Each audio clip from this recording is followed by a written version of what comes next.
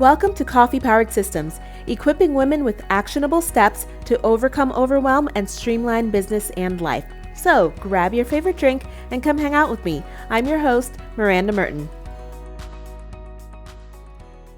Welcome back to Coffee Powered Systems. It is another Friday and we are almost done with October. If you're in America, we are going into Election Day in about a week and a half. So go out and vote, exercise your right, and let your voice be heard. There are actually some tree trimmers outside today, so I apologize if you get any weird noises in the background. Can't really do anything about that. That's podcast life. Sometimes you just gotta go with what you are given for the day. So go ahead, pull up your favorite chair, grab your favorite drink, join me as I drink some tea. Today we're gonna talk about Tech Stack Part 2. If you missed Part 1, no worries. You can go ahead back to mirandamerton.com/37. That was episode 37, Tech Stack, Choosing the Right Tools for the Right Task, Part 1. In Part 1, we talked about tools that were best for managing your to-do lists, collaborating on documents and file sharing, scheduling meetings, project management, taking and organizing notes, password management, and team communication. So if you are looking for some new tools or you're interested in checking out what's out there, I provided 2 to 3 tools in each of those categories. So go back and take a listen to episode 37 and I'll drop that link down in the show notes for you. Today, I'm going to touch on just a few more tools that you can add to your tech stack if you are in the market for these items, or if you're just curious to know some of the things I use or some of the things that are popular out there as well. So first up, we're going to talk about social media planning. Currently, I use Plan, and you can find that at planthat.com.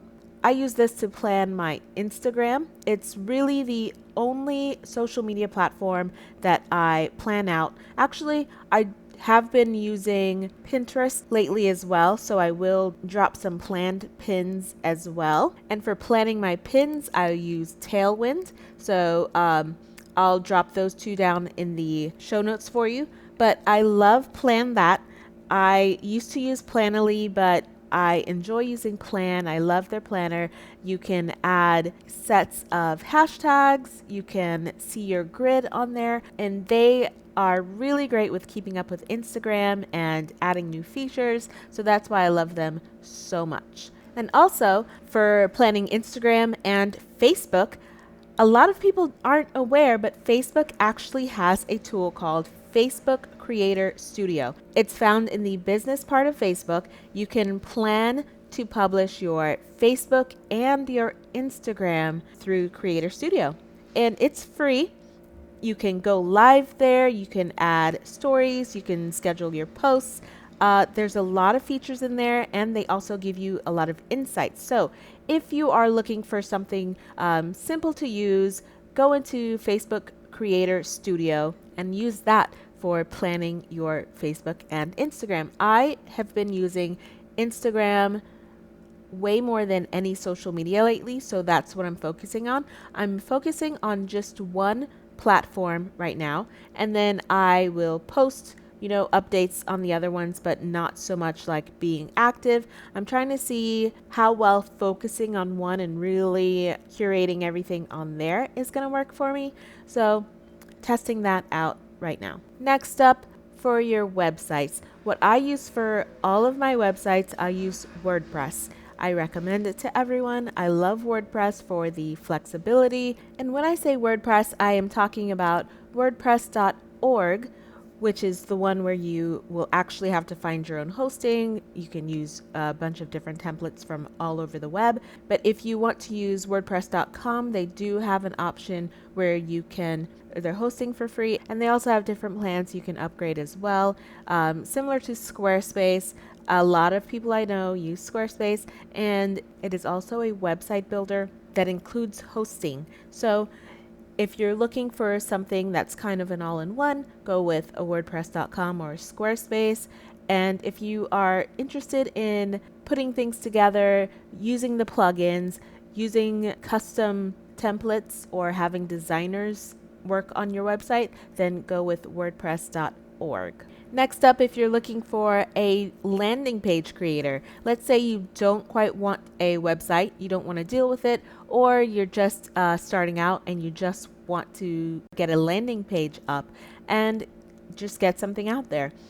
Leadpages and Instapage are great places to start. I personally just use WordPress and then I create and build my landing pages with WordPress. I use Elementor with my WordPress. So with Elementor, I can create so many different kinds of pages. So that's why I love it. If you don't have a website yet and you're just looking for something to build landing pages on, Instapage and Leadpages are fantastic options. Email automation. For email automation, I use ActiveCampaign, which I love. I have used it forever. The lower price tier starts at $9 a month, and it goes up from there depending on your list size. So of course, like with most of the email providers, as your list size increases, your cost will increase. I love ActiveCampaign because it's just so easy to use. You can create campaigns, you can create just single email broadcasts. They have lots of insights to help you figure out what's going on, what's working, what's not working. So I highly recommend ActiveCampaign if you're looking for a really strong email provider that's been around for a long time. Another one that's super popular is ConvertKit. A lot of people love using ConvertKit, and a new one on the market that just started within the last year. They have beautiful email templates, not as much flexibility because they are new, but they are constantly adding and updating their features. It is Flowdesk, so definitely check that one out. There were a few little things that I could not pull the trigger to switch over to Flowdesk because ActiveCampaign already had it.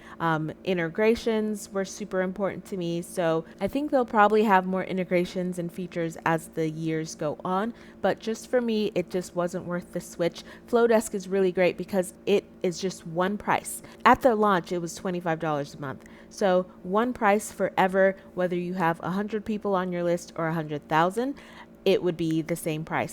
Lastly, for this episode, I just want to touch on design. Canva is really big in the easy to use design space right now. I highly recommend using Canva if you are interested in something that's similar to Photoshop, but either maybe you're just not keen on the price because it is a pretty pricey software that you'll have to pay per month. If you're not really interested in the price of Photoshop, but you are interested in using something more robust that designers use, I would check out Affinity Photo. I have Affinity Photo.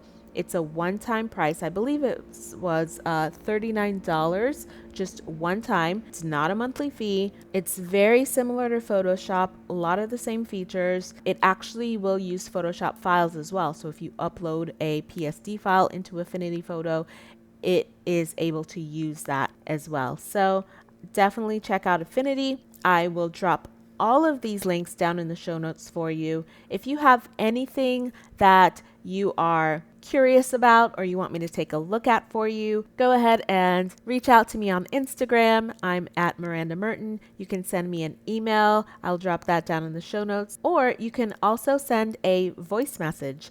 If you just want to say hello or if you have a question, send me a voice message. The link is down in the show notes, or you can go to speakpipe.com/coffee powered systems. That is all I have for you today. I hope you got some great tips and great tools out of these 2 Tech Stack episodes. Again, Tech Stack Part 1 was episode 37, mirandamerton.com/37. This was Part 2. Have a wonderful weekend, and I'll see you next time. Thanks for listening to Coffee Powered Systems. You can find links to everything mentioned in the episode down in the show notes or on the website at mirandamerton.com. If you enjoyed this episode and would love to continue mastering your workflows and processes, subscribe on your favorite podcast player and join me here next time.